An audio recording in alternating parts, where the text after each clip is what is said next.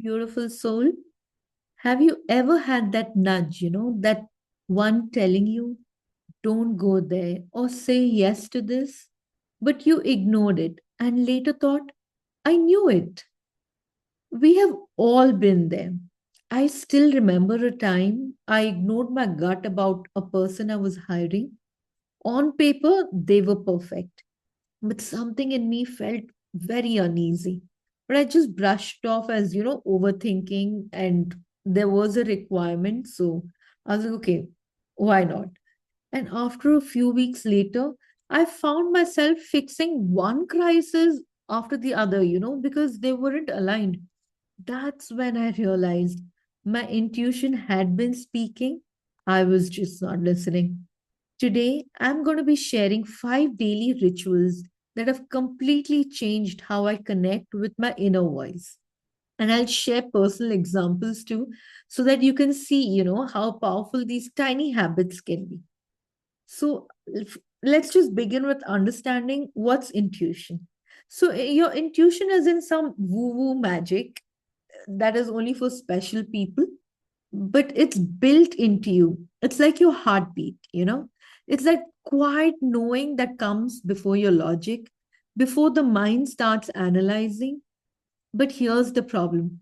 In a world that is full of constant notifications, social media noise, and everyone telling you what you should do, your own voice just gets drowned out. These rituals are like turning down, the static so that you can tune into your inner radio station, clear, direct, and deeply personal. So the I'm going to just share these 5 rituals with you, and I'll have these little stories so that you can connect better. For one, let's just begin with the morning silence. 5 minutes before the world wakes you. So when I was working as in the hospital administration, my mornings used to be like chaos. I'd wake up with dozens of WhatsApp messages from work, then emails and calls. I didn't even realize my nervous system was in constant fight or flight mode. And one day I decided no phone for the first 10 minutes. I sat in my bed, hand over my heart, and simply asked, what do I need to know today? And the first time, I just heard the word patience.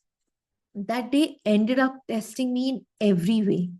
And that one word, patience, helped me respond instead of react. You don't need an hour of meditation in the mornings, just 5 minutes of silence with yourself that can set the tone for the rest of your day. And next, let's go to the next one, intuitive journaling. It's like asking and receiving. I have a notebook that's not like, the Dear Diary kinds. It's my intuition notebook. So one morning I wrote, what's the next step for my coaching business? My logical mind, wanted to plan a complicated marketing strategy, but my pen wrote, just go and create a video for YouTube. And I'm like, okay, let me just listen to this voice. And I did.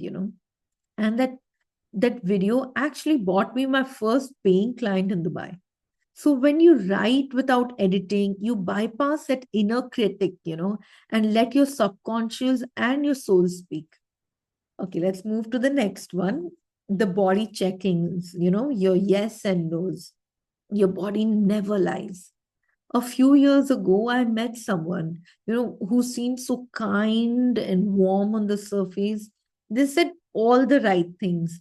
But every time I was around them, I'd notice my shoulders would just tense and then my stomach would just start tightening.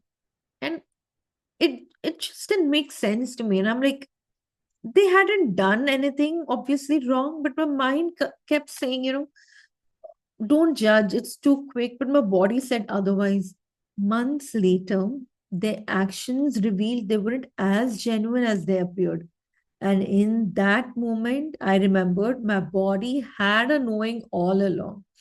So if someone or something makes you feel heavy, contracted, or on an edge, remember in the previous video I had explained contraction and expansion? Yeah, just trust that signal. If it feels light, open, relaxed, that's your yes. If your body, it's your body that always gives you the truth, even before your mind catches up. Okay, let's move to the next one.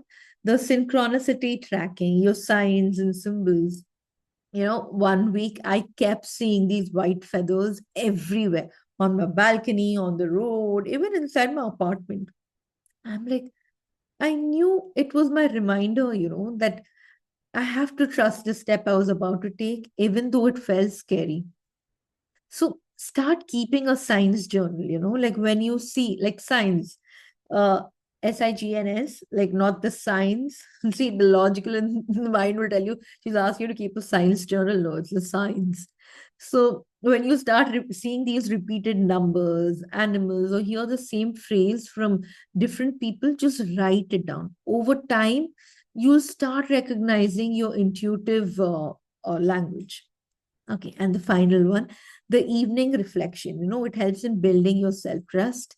So, this is my favorite. Before I go to sleep, I like to think about the moments in my day, where I honored my gut feeling, even if it was small and subtle ways. So, one evening, I remembered I sent a quick message to a friend, who I hadn't spoken in a very long time, maybe months. But there was no real reason, just a little nudge in my heart that said, just check her, or let's just say hi and check how she's doing. She replied almost instantly, saying she had been having a really, really hard day, and my message felt like a lifeline. So that night, I realized my intuition just doesn't guide me for my own path. Sometimes it's just there to help me to show up for someone else exactly when they need it. So, when you take time each night to acknowledge these moments, you start to see your intuition not as a random whisper, but as a trusted companion who always has your back. Your intuition is always whispering, sometimes in words, sometimes in feelings, sometimes even in signs. The question is, are you giving it the space to be heard? When you practice, these five rituals daily, your inner voice stops feeling like a stranger and starts becoming your most trusted ally.